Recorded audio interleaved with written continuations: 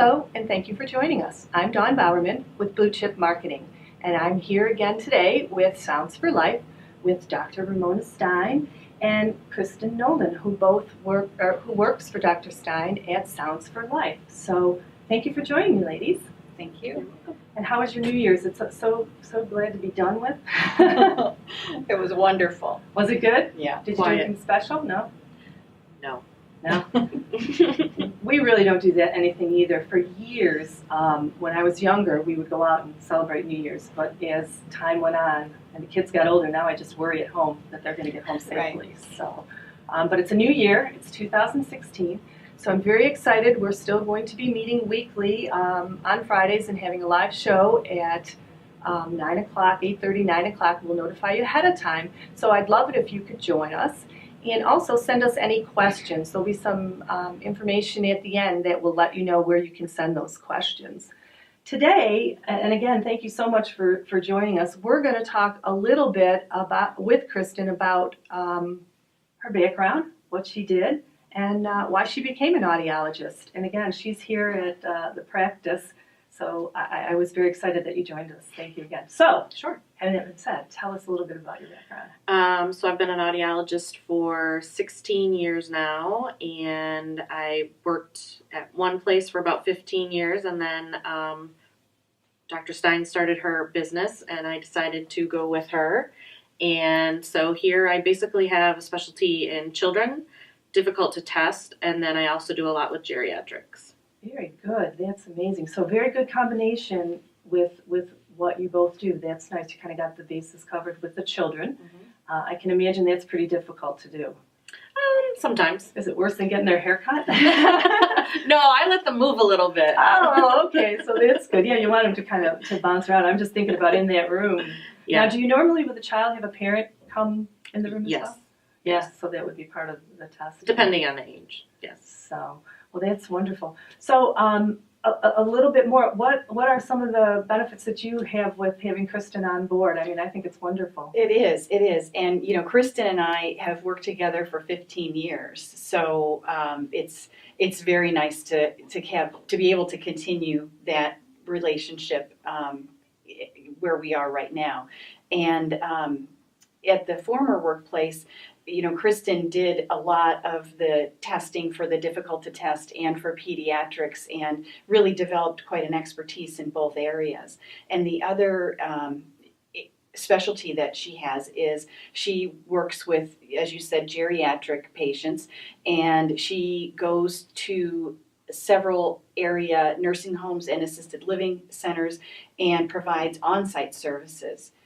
The other specialty that she has, she's very talented. Yeah, the other specialty is auditory processing. So do you want to just talk a little bit about what you do at the nursing homes? And Sure. So at the nursing homes, we do, basic testing, dispensing. If they already have hearing aids, I will clean them and check them and make sure they're working okay.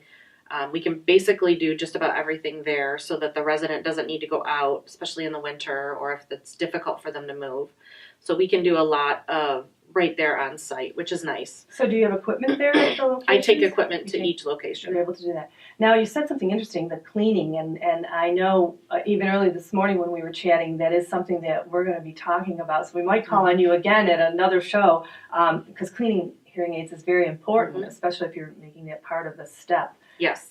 Now, the facilities that you're going to, what are some of the facilities, are they letting people know ahead of time, scheduling these appointments? How do residents at the facilities, and I do want to know a little bit about which ones, so that, if there's somebody there that doesn't know you do that, they're able to make appointments. Are the facilities doing the appointments, or how are the appointments being made? I have somebody, there's a point person there that does the scheduling for me, so the nursing staff knows to let that person know that the resident or the resident's family would like them to be seen, and then they get put on my schedule, and then I call. So currently, the nursing homes that I go to are the Jewish home and the Episcopal Church home, and the assisted living facilities that I go to are the Summit, which is part of the Jewish community, and then also the Landing of Brighton.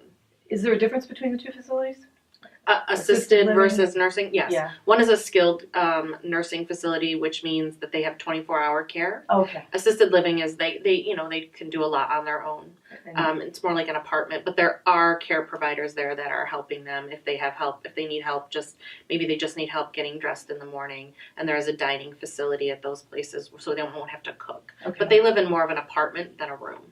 Okay, that's interesting. So now, when they make these appointments, are there specific days that you're at each facility, or does it I am depend? at each facility twice a month. Oh, okay. So every other week I go to each facility. So if you got busy or you have to be there more, that's okay too, right? Yeah, I do go. I have sometimes where, if somebody's having a problem between the 2 weeks, if I have availability, I'll definitely shoot out and, check on them and see what's going on. I'm not really, fixed on that time. That's just when I can go and I have more of a block of time. Beautiful. So if you're interested in learning more, you can contact Sounds for Life to get more information on that. Or if you are currently a resident, and we'll put the list up of the facilities that they're visiting now and you'd like more information, then you can, just reach out to the facility. Now, you talked about auditory processing. What is that? So auditory processing, I've done it. My master's specialty was in auditory processing when I was working on that. And I did it a lot for a few years, then we stopped doing it. And we've had a couple of people ask us to start doing it here. And so we've started. And basically it's for normal hearing children who are having difficulties processing either what they read, or sometimes they have trouble learning spelling words or retaining the spelling words. So it's not so much how they hear, but it's what are they doing with what they're hearing. Typically, these children are visual learners, and they have trouble when something is presented strictly auditorily. So we test that to see if maybe there's some listening strategies we can give them to make learning a little bit easier when it's presented auditorily. So let me ask you this. Do you think that there's kids out there that maybe have been misdiagnosed with ADHD? Yes. Definitely. You just said that, and I was like, uh-oh, Yeah. that sounds like ADHD to me. They look very, very similarly. They're very similar in the way that they look, and a lot of times people will say the child is inattentive and not paying attention. And a lot of times when they say that, if they have auditory processing and not attention deficit, what it really is that they've been listening and struggling so hard to listen that after a while they just need a break. Yeah. And so that can look as inattentiveness when it's actually just fatigue. Wow, that's interesting, because as soon as you said that, that's right where I thought of. So what is the treatment then? There's no real treatment. It's basically listening strategies and learning strategies that we teach the child, the parent. We give them a lot of suggestions, and we give a lot of suggestions for the teachers at school.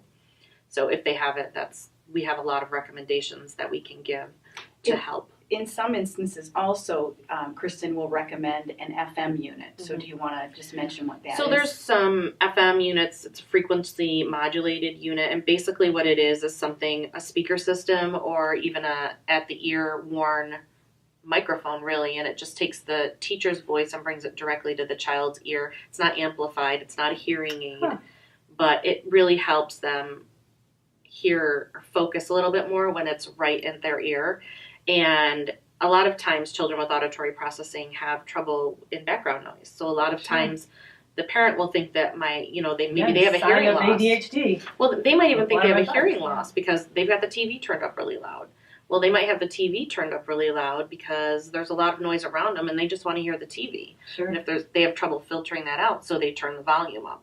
Yeah, and just their own strategy is to shut down. So again, why it can be misdiagnosed. That's very interesting. And one of the things that we may do is, I think I'd like to talk about diving a little deeper into that. I think that's a very important topic that I think the audience would really like to learn more about. Sure. So that's wonderful. Anything else you want to add, Dr. Stein? Or? Well, actually, Kristen is going to be on Good Day Rochester tomorrow morning. Oh, that's exciting. Yeah, so, exciting. Good Day Rochester tomorrow morning at what time? I think it's about 8:10 or 8:15.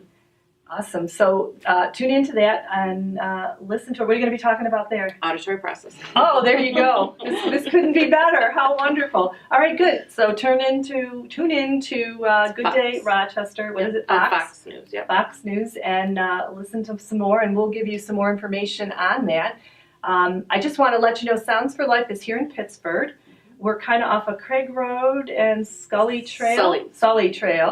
And it's a little hard to find, so if you have any problems, just give her a call because we're kind of tucked away in the back. But all the information will be, again, at the end of the broadcast, and her website is www.sflhearing.com, and the SFL just stands for Sounds for Life. There you go. And one of these times I'll remember and be able to say it. I always turn to her. So again, thank you both. I appreciate you joining me today and look forward to talking some more about that. And I'll be watching tomorrow, so do your best. Thank you, everyone. And until next time, have a wonderful day.